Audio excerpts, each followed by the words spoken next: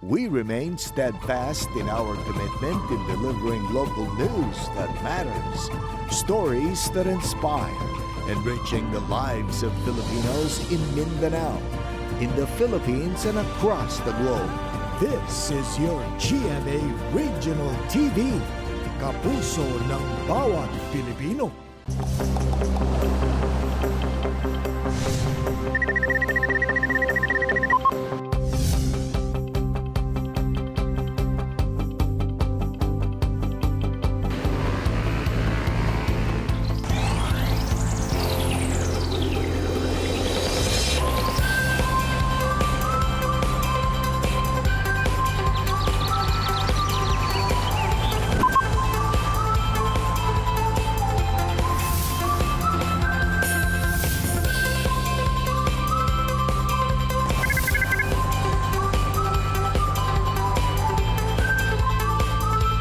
Kini ang At Home with GMA Regional TV. Good morning mga kapuso og thank God it's Friday! Og sanglit ugmang adlaw atong sa ulugon ang 123rd Philippine Independence Day. Karon pa mga kapuso ato na kini iselebrar pinaagi sa nagkadaiyang istorya sa atong mga bisita this morning. Say good morning og advance happy Independence Day! Mayong buntag sab Jill og advance happy Independence Day sab kanimo diha. Karon Jill og mga kapuso atong saluduhan ang mga modern day heroes nga sama na lamang sa atong makauban nga si Police Major Dennis Tano gikan sa Usami City Police Station nga naghatag og tabang sa mga nanginahanglan. Kung unsa kana, dungan natong sayron. Samtang say isip mag-istorya man jud tag kagawasan, ako makauban si Fire Inspector Cyrus Medina kansang iyang pamilya mo'y nagpahigayon og historical inquiry sa Battle of Ising. Paunsa kaha na pildi sa mga lokal ang mga mananakop nga hapon. At ang ikana mga kapuso, og makauban sab natin ni Resi, ang Executive Director sa National Commission for Culture and the Arts, ang proud Bawenyo nga si Al Ryan Alejandre. Apan una ka na mga kapuso, subay sa pagsaulog gihapon no sa Philippine Independence Day karong June 12, nasayod ba mo nga naapay laing duha ka selebrasyon nga ginasaulog sa nasod? Kini mao ang anibersaryo sa Philippine flag ug anibersaryo sa atong Philippine National Anthem. Ang unang presidente sa Pilipinas nga si Emilio Aguinaldo ang nagdisenyo sa pinakaunang official flag sa nasod. Si Doña Marcela Agoncillo ang nagtahi sa flag sa Naik Cavite ug unang gipresenta sa katawhan niadtong June 12, 1898. Gigamit ang unang flag panahon sa Philippine Revolution ug ang labing unang national anthem kay dunay titulo nga Marangal na Dalit ng Katagalugan. Una kining gi-perform atol sa Proclamation of Philippine Independence sa balay ni Aguinaldo sa Kawit, Cavite.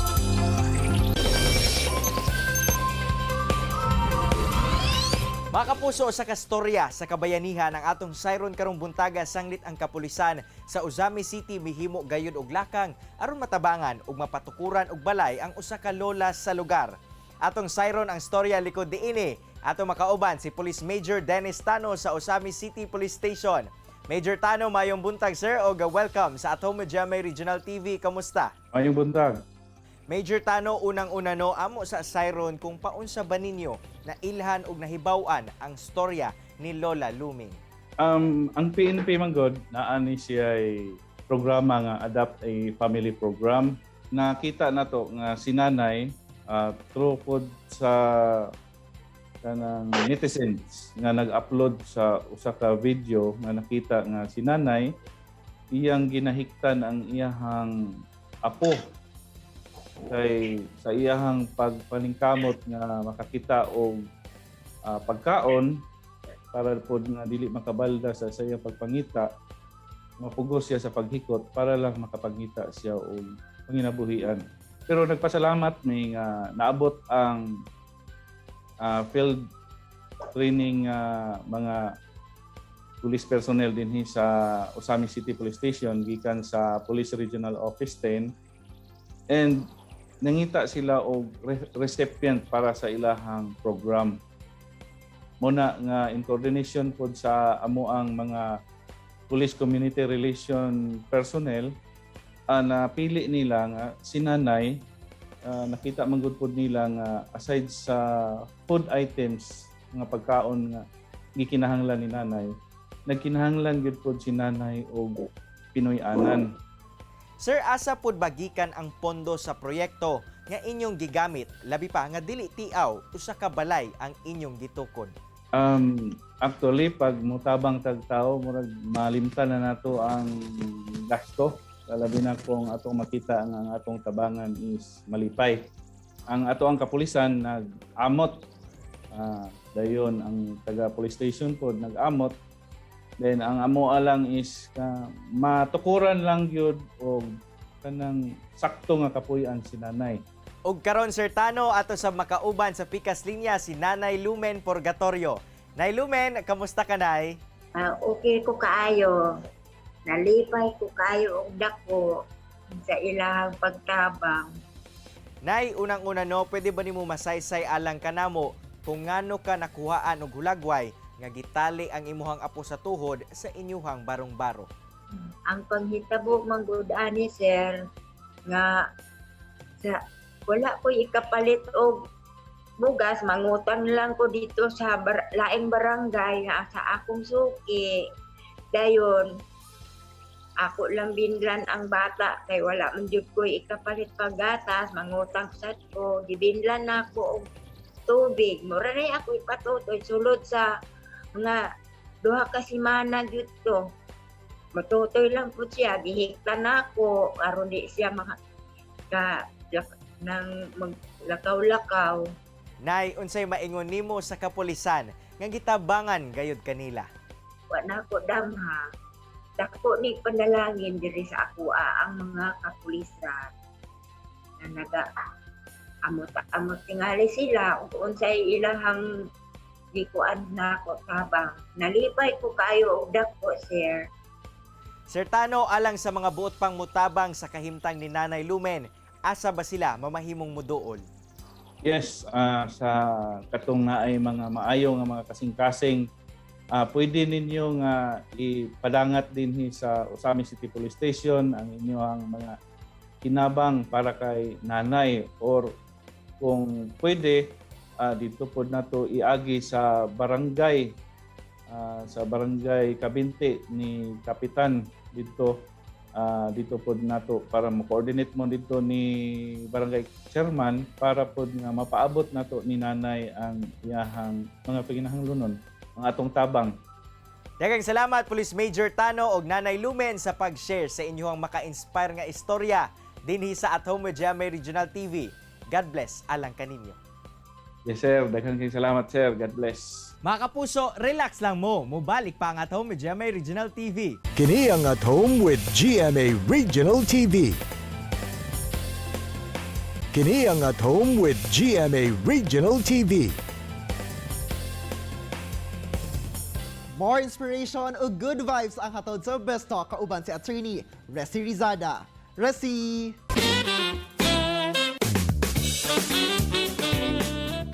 Daghang salamat, Argel! Maayong buntag mga kapuso. Subay sa pagsaulog sa ika-123rd araw ng kalayaan, atong makauban karong buntagang Executive Director sa National Commission for Culture and the Arts. Walay lain pa kundi si Commissioner Ryan Alejandre. Maayong buntag, Commissioner Al, welcome din sa At Home with GMA Regional TV. Kumusta ka na? And of course, Happy Independence Day! Maayong buntag, Attorney Resi, o sa tuang mga suking viewers at home sa tanang nananaw karon. Happy Independence Day sa inyo, Maria. Kailan po ba itinatag, Commissioner, ang National Commission for Culture and the Arts? At para po sa mga lahat ng ating viewers na wala pa masyadong kaalaman about NCCA, ano po ba ang naging contribution nito sa ating bansa? Attorney Resi, ang aming ahensya, itong NCCA or National Commission for Culture and the Arts o pambansang komisyon para sa kultura at mga sining, ay nagsimula ito ito tawag namin dati nito is Presidential Commission for Culture and the Arts noong 1987, no? Sa bisa ng Executive Order number 118. Pero Attorney Resi noong 1992 sa bisa ng Republic Act 7356 ay naging pambansang komisyon na ito, no? From PCCA ay naging NCCA na siya. Kaya po ang aming ahensya nagbubuo at nagpapatupad ng mga pulisiya para sa sektor ng sining, at kultura ng ating bansang Pilipinas. Kami rin po ay nangunguna sa ilang pambansang pagdiriwang gaya ng buwan ng sining tuwing Pebrero, buwan ng panitikan at buwan ng kalutong Filipino tuwing Abril. Meron din tayong buwan ng pamana, no? Buwan ng katutubo, no? Sa ato ang mga IP ng mga kaigsuunan every October at ilan pang mga pambansang pagdiriwang. Yan po ang mga activities po at mga mandate po Attorney Resi ng NCCA. Ubay-ubay gyud ang mga programa sa komisyon. Pero sa tingin niyo po, Commissioner, ano po ba yung greatest misconception naman about culture and the arts? Siguro, Attorney Resi, ang isa sa mga misconception sa ating sektor sa arts and culture ay pang-elitista, no? Katunayan, ang ating kultura ay bahagi ng ating buhay, no, sa lahat ng tao, no? Ito po parang mirror ito, Attorney Resi, no, ang ating kultura at sining sa araw-araw na reality, no, realidad na ating ginagawa. At ikaw po, bilang katawan ng NCCA, what makes you proud as a Filipino?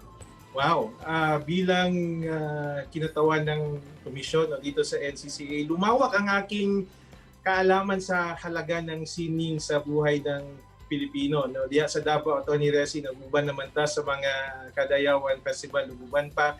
Pero pag abot na ko diri sa Manila, mas didaghan pa ang ako ang natunan diri sa NCCA. Ang masulti na proud kayo ko bilang Pilipino. No?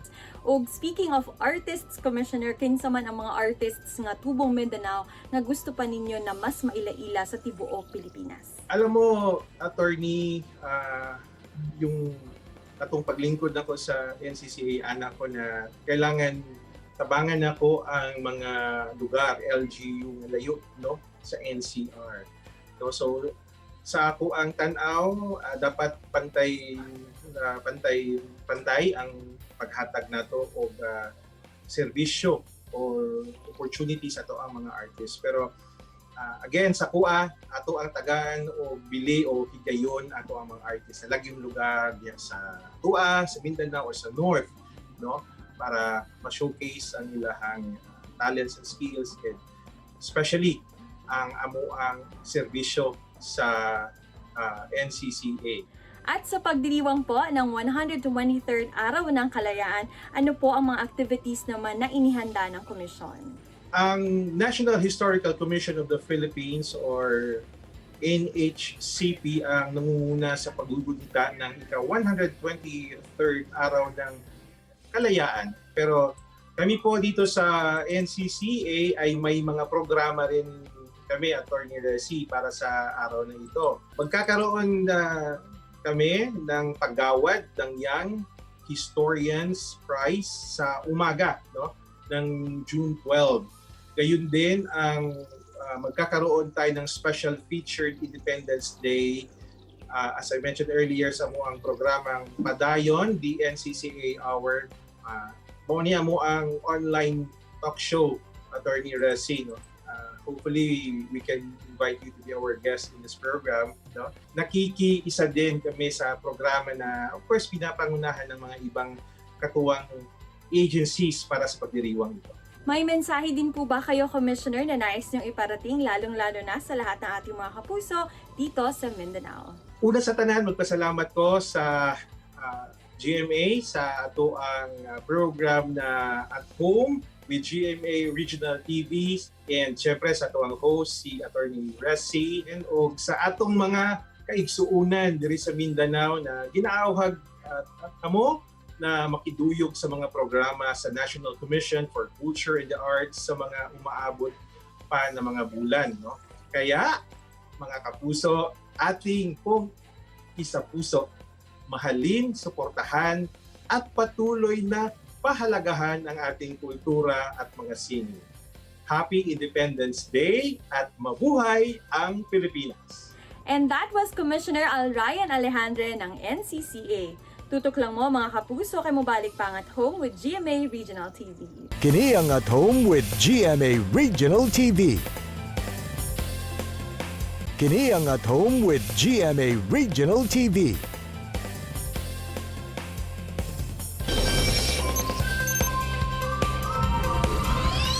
Mga kapuso, subay sa atong paghinumdum sa kagawasan ug pagsakripisyo sa mga Pilipino. Atong hisgutan karong buntaga ang kaisog ug kadaugan sa mga Davaoenyo sa panahon sa Battle of Ising sa Carmen, Davao del Norte. Kauban si Fire Inspector Cyrus Medina. Good morning, Sir Cyrus, ug welcome sa At Home with GMA Regional TV ug Happy Independence Day, sir. Yes, Sir Rigel, Happy Independence Day po sa tanan, no? Sa itong mga suking tigpaminaw o tigtanaw ani ato ang programang At Home with GMA Regional TV.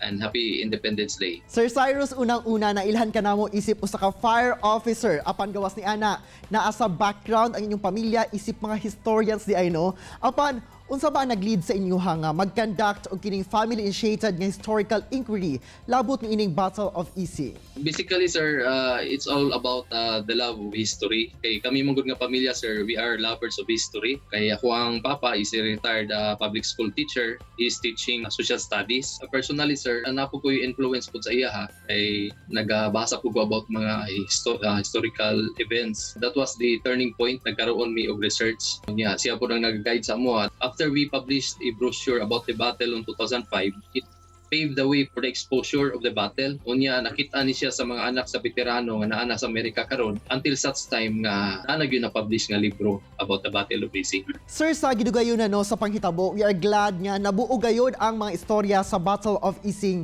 Pero curious ko, sir, nga paunsa ba ninyo gikandak ang mga research o ganong gitawag kini nga the Battle of Ising? That is between 2007 and 2008.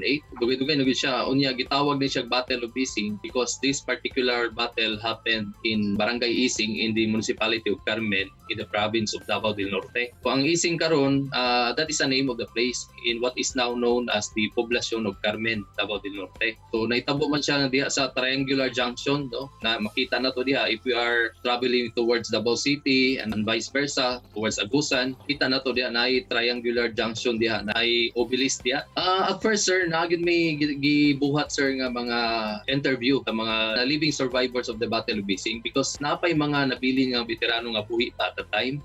Adto namon na sila, gilocate na mo one by one and we were able to conduct an actual interview with them. Nga based po dito sa book sa list of veterans na gihatag sa mga sa Philippine Veterans Office. Nakita na mo dito basta member magud siya sa 130th Infantry Regiment, ini nga grupo ng mga veterano na nag-aaway diha sa Battle of Ising. Ang pinakatigulang amo ang na-interview, no, who was a survivor of the battle was already 102 years old. Ang youngest is 86 years old. Kung imo ang i-analyze karon, wala na gyud nabilin sa ilaha. So we are still lucky enough na during that time we were able to locate some of them. Sir, please share with us, no, kay interested po makibalo kung unsa ba ang nahitabo during that time. After sa pagkandak na mo sa research, it turned out na very interesting day kayo ang battle. It was participated by purely Filipinos. O walay na involved diya ang Amerikano during the war, no. Kada magud nga war, it happened on May 3 to 10, 1945 during the penultimate phase of the World War II. Kini manggod siyang Battle of Ising, they were able to annihilate the Japanese Imperial Army. Wala sila kasulod sa kining Northern Davao area. So it is commanded by Major Saturnino Silva. And then we discovered also kadako kay role ang atong mga locals, katong mga lumad because they were the ones who feed. Nag-install na sila og ng improvised nga kitchen dito sa Barangay Tuganay, no. Ang nahimong boundary diha sa battle, sir, kanang Ising River karon. So mao to nga ibabagan gyud nila ang mga Japanese forces, sir. Kay kung nakalusot ang mga Hapon during that time, there will be more atrocities that may happen, no, in the northern Davao area. So the veterans call this area as Free Davao. Need to say wala gyud siya nasakop sa mga Hapon. Sir, sa maong kalampusan, no, unsa kaya ang kining nahimong susi aron nga makabot sa mga Pilipino ang kadaugan? Ingon man, unsa pud kaha ang rason kung anong sa Barangay Ising nahitabo ang kining panagbangi? We have heard from the veterans, ang key rang good, sir, is the spirit of patriotism. And on the part of the Japanese, sa imong question, sir, nganong naa sila diya, because Ising magud, sir, is a strategic area. Ang Japanese forces at that time, so sandwich ang Japanese forces diya sa Ising. Kaya ang American forces, na-liberate na magud nila ang Davao City. After the Battle of Ising, nag-conduct sila mapping operation. They drove away the Japanese forces padulong diha sa Kyotoy Hills, diha sa may Bunawan area in Davao City, mao na gitawag nga last bastion of Japanese defense.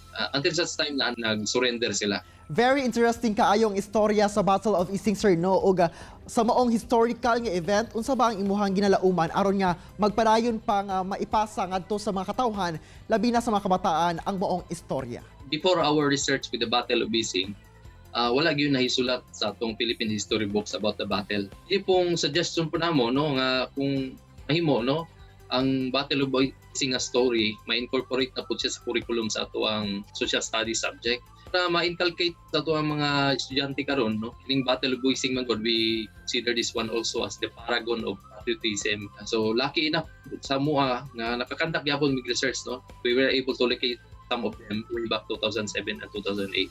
And we've learned so much from our history. Pinaagi sa imuha, Fire Inspector Cyrus Medina, sir, og daghan kay salamat sa imong pagmahal sa atong nasod. Pinaagi sa pag-record sa mga historical facts base na pod sa inyong inquiry ug unta no maipabot sa Department of Education ang maong istorya, sir, aron nga maisalin sa mga kabataan ang pagtulunan sa maong hitabo. Daghan kay salamat, sir, ug amping always happy Independence Day. Yes, sir, thank you so much for the invitation, sir, and happy Independence Day to all. Say sa pagsaulog nato sa Philippine Independence Day ugmang adlaw, atong nahibalaan pinaagi kay Fire Inspector Cyrus Medina ang kabayanihan sa atong mga ninuno nga maisugong nakigsangka batok sa mga mananakop nga Hapon atol sa Battle of Ising. Kini pinaagi sa gihimong inquiry sa iyang pamilya. Samtang Jill, pinaagi sa pagpaningkamot sa kapulisan sa Usami City Police Station ug uban pang mga stakeholders, nahimo gayud silang modern day heroes alang kang Lola Filomena Purgatorio.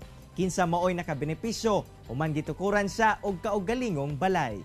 Samtang sa gibutyag ni NCCA Executive Director Al Ryan Alejandre nga sukad nahimo siyang parte sa maong ahensya, mas nilawak ang iyang kahibalo sa kultura ug sining sa nasod ug mas nahimo siyang mas proud pa isip usa ka Pilipino. Mga kapuso, unta na inspired nga kakaton kamo sa gi-share sa itong mga bisita karong buntaga. Sama na lang sa panultihon ni Andres Bonifacio nga aling pag-ibig pa ang higit kaya sa pagkadalisay at pagkadakila. Gaya ng pag-ibig sa tinubuang lupa. Aling pag-ibig pa, wala na nga, wala. Mga kapuso, makita pagbalik ang atong episode pinagi sa pagbisita sa www.gmaregionaltv.com ug ayaw kalimot na mag-subscribe sa official YouTube channel sa GMA Regional TV. See you on Monday, mga kapuso, ug always remember that God is good all the time. Ayaw sab kalimot sa pag-smile. Amping! Ako si Cyril Chavez. Enjoy your weekend, mga kapuso. Kinisab si Argil Relator. Buong puso para sa Pilipino.